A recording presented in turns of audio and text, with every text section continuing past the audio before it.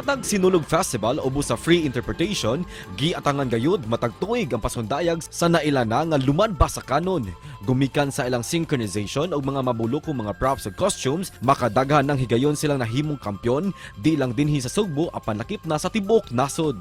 Ning buwan na lang, mas ni-level up sila human ilang nauli ang bulawang medalya sa Powerful Daeho Festival ngadto sa South Korea.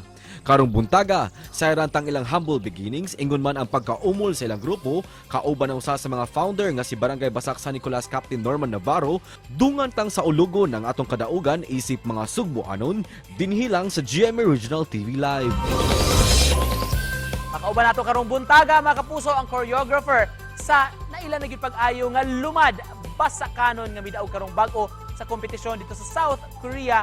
Makauban nato karong buntaga, Kapitan sa Basak San Nicolas, Norman Navarro. Mayong buntag, maupay na aga, Kap. Welcome sa programa. Kumusta ka, Kap? Mayong buntag, Nico. Okay lang. Daghang salamat. Mayong buntag sa tanan. Kapitan, thank you so much for joining us this morning, fresh from your victory dito sa Powerful Daegu Festival sa South Korea, Kap. Kumusta ang feeling nga kamo ang nanghawd sa kompetisyon dito?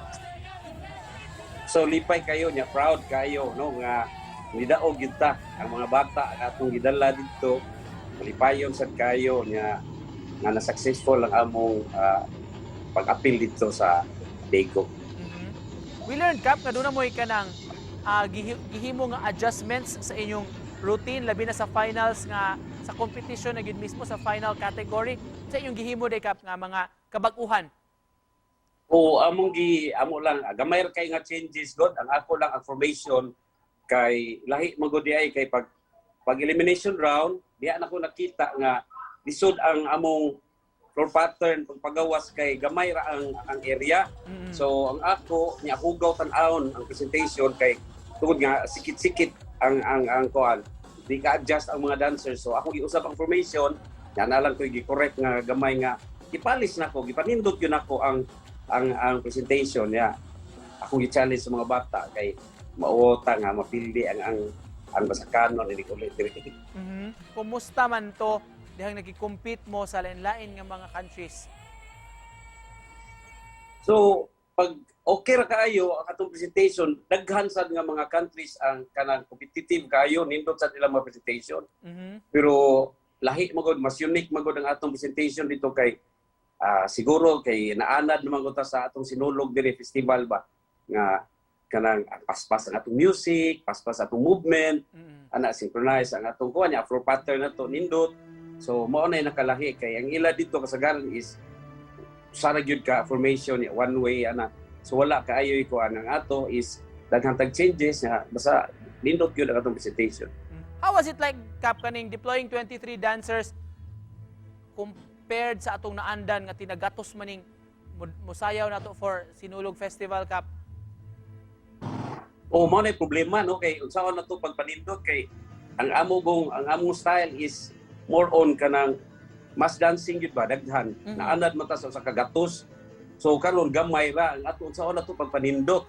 No, unsaon na to panindot nga matan-awon ang gamay ra kay nga performers sa atong style. So mo na challenge na mo to nga amo gyud ning gi-estudyohan maayo nya amo gyud gibuhat kung sa mo mahimo nga ma-presentable gyud ang atong presentation dito. Sa kadugay ninyo yung gipreparahan, Kap, kining festival sa Daegu? Tuwan lang mga 3 weeks. 3 weeks lang, 3 weeks. Oh. Wala mo gipreparan. Oh, prepare to. Kumusta naman ang basakanon karon, Kap? Labi na nga murag nahunong mangyud ta sa mga festivals, labi na sa Sinulog tungod aning pandemya. Relax lang usa pero naa ra magihapon. So excited gihapon kayo atong mga dancers no magsige ra gihapon atang naa lang yan. Contact lang gihapon may. After sa South Korea, after sa Daegu City Cup, unsay among maatangan gikan sa lumad basakanon? Siguro magpreparar na mi for Sinulog. Congratulations sa kadaugan, Kap. Just to close this conversation, sa message nimo sa mga nagtan-aw nato karon, gikan kaninyo sa lumad basakanon.